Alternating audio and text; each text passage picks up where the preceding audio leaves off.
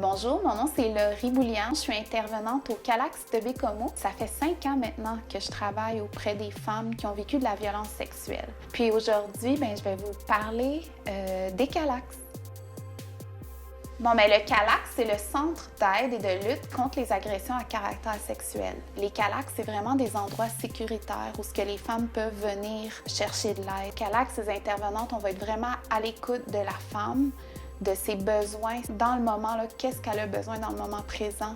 On va l'outiller vraiment pour qu'elle puisse travailler les conséquences de la violence sexuelle dans sa vie. Ça se peut que ce soit des conséquences récentes, ça se peut que ça soit quelque chose dans le passé, mais on va vraiment prendre la femme comme qu'elle est. On va vraiment instaurer un lien de confiance avec la femme en premier pour qu'elle se sente à l'aise de parler de qu'est-ce qu'elle a envie de parler. Puis on va sans jugement. Donc c'est vraiment important pour nous que la femme se sente bien quand elle vient au Calax. Il y a une belle atmosphère, on met la femme en premier. Donc les Calax, c'est vraiment issu d'une initiative des femmes dans la communauté. C'est des femmes en général qui étaient tannées de vivre la violence sexuelle, donc elles se sont rassemblées ensemble. Il y en a même qui se sont rassemblées dans leur cuisine, puis ils ont décidé de dire « ça suffit ».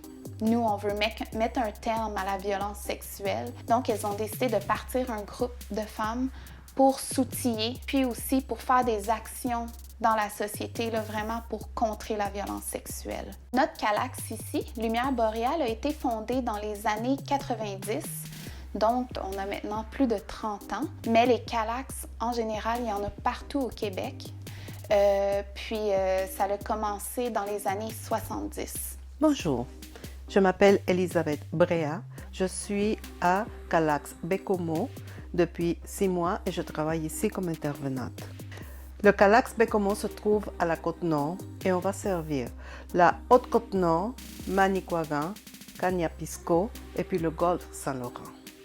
Beaucoup de fois, il est même nécessaire pour aller dans cet endroit, prendre un avion, le train, ou bien, si c'est nécessaire, on peut faire la prévention aussi à distance. Bonjour, moi c'est Alexandra Paradis du Calax Lumière Boréale de Bécomo. J'y suis intervenante et aujourd'hui, je vais vous parler des différents volets qu'on offre dans la communauté. Nos services, premièrement, je tiens à mentionner qu'ils sont gratuits et aussi confidentiels. C'est quand même assez important à mentionner. Donc, nos services aussi, on les offre aux proches des victimes d'agressions à caractère sexuel, des victimes d'agressions à caractère sexuel, aux victimes eux-mêmes pour ce qui est du volet aide et accompagnement.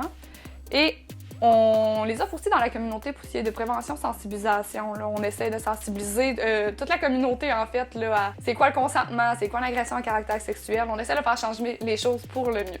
Donc les 3 volets qu'on offre ici, c'est lutte et défense de droits. Donc, on essaie de faire défendre, on défend les droits des femmes, en fait. On essaie de les faire respecter. Il nous arrive même aussi d'évoluer, de faire des changements de loi au sein de la société qui fonctionnent plus ou moins pour le mieux, en fait, les changements qu'on essaie d'appliquer. Et on fait des mobilisations aussi, comme la journée d'action contre les violences sexuelles faites aux femmes, le 8 mars pour la journée internationale des droits des femmes. On fait différentes mobilisations comme ça pour faire réveiller la population, sensibiliser aussi, prévenir. Ça pourrait rentrer là-dedans aussi de la lutte puis de la défense de droits. On essaie de faire défendre nos droits et tout. Le deuxième volet, c'est de l'aide directe et accompagnement. Donc, les femmes qui ont vécu une agression à caractère sexuel, peu importe la forme, peuvent venir ici.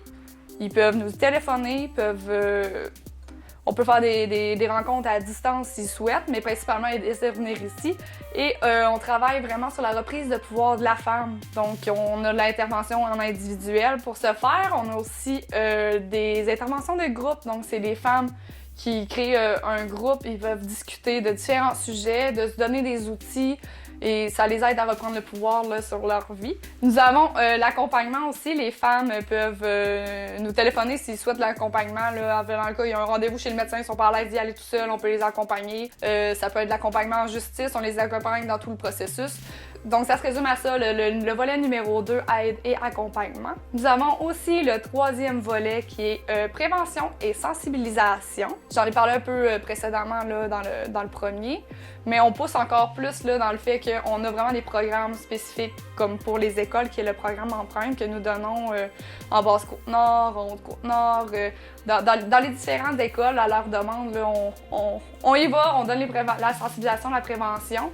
On a différents ateliers. On a aussi des maisons des jeunes qui nous contactent afin de leur préparer comme des ateliers là, qu'on peut se rendre sur place, en fait, là, pour sensibiliser les jeunes sur différents sujets dans le genre relations saines, consentement.